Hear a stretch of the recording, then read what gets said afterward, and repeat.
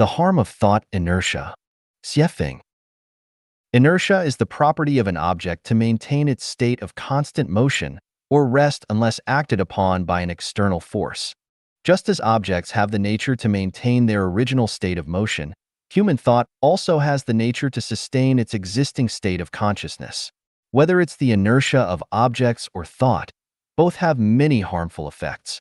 A car moving at high speed, when subjected to emergency braking, will continue to slide forward due to its inertia. This inertia can sometimes lead to disaster. In today's rapidly changing world, people's thoughts and consciousness, due to thought inertia, tend to cling tightly to outdated ideas, instinctively rejecting the emergence of new thoughts. This inability to shift consciousness in a timely manner leads not only to personal mental anguish, but also becomes a stumbling block for civilization, turning into a killer of the new era.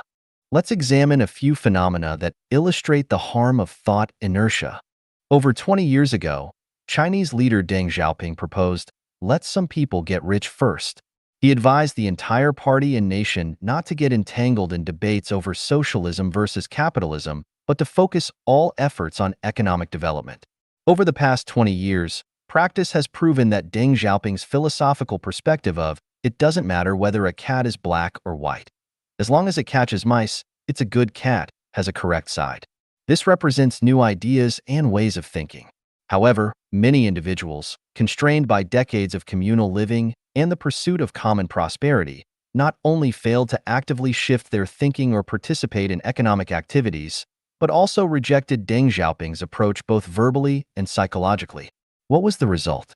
As the tides of the times surged forward, those shackled by thought inertia were left behind, while those who could quickly adapt their thinking emerged as leaders in the market economy.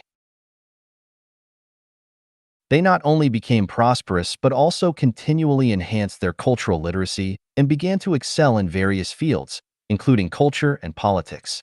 Meanwhile, those heavily influenced by old thoughts and concepts developed strong resistance and became psychologically unbalanced, watching as more and more people around them grew wealthy.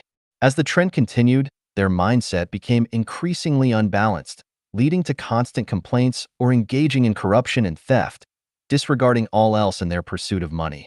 When people try to maintain their original way of thinking due to inertia, conflicts and contradictions arise. Those who adapt their thinking in response to external forces represent the progressive forces of the time and will thrive. Those who resist and exhibit excessive inertia, changing their thoughts too slowly, are the forces of backwardness and are bound to fail. After the Tiananmen Square protests in 1989, most students quickly adapted their thinking and redirected their time and energy into other areas. In contrast, some students, due to their strong thought inertia, remained oblivious for a long time, wasting over a decade of their youth in ideological struggles. Their thinking became rigid, unable to tolerate any dissent, while the times had already left them behind, and yet they clung stubbornly to their beliefs, a sad and pitiful state.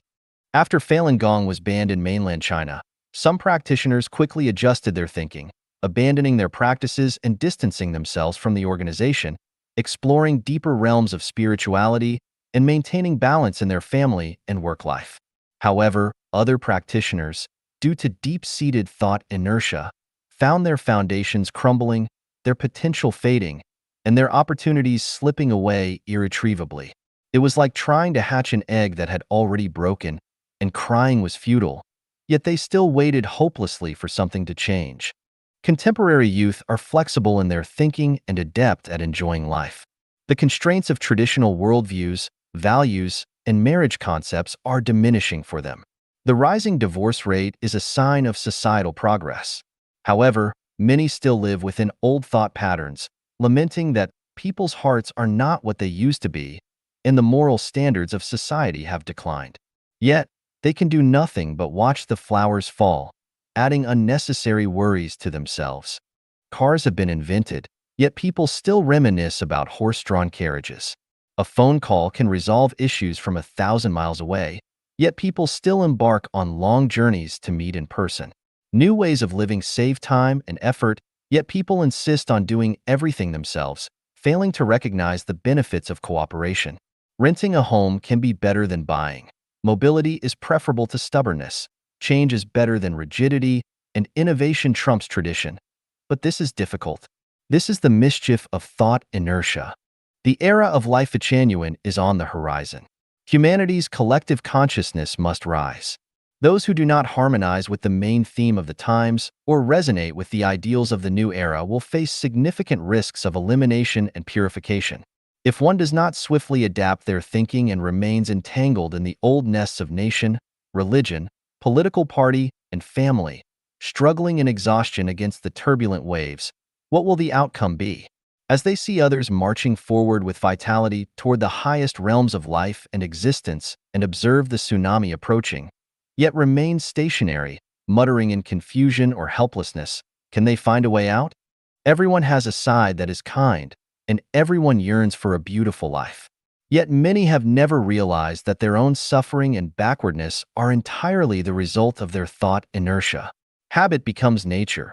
Everyone has laziness and a parasitic mindset seeking easy gains. However, the way of heaven rewards diligence, and the tides will sift the sands. Today's river is not yesterday's river, and tomorrow's earth will not be today's earth. China's Great Wall cannot block the winds from the west, and old vessels cannot contain new wine. To avoid being eliminated and purified by the tides of the times, one must reduce thought inertia, swiftly adapt their thinking to the changes of the era, let go of the self, abandon ego, and resonate with the thoughts and consciousness of the new era, experiencing a rebirth and bravely entering an entirely new epoch.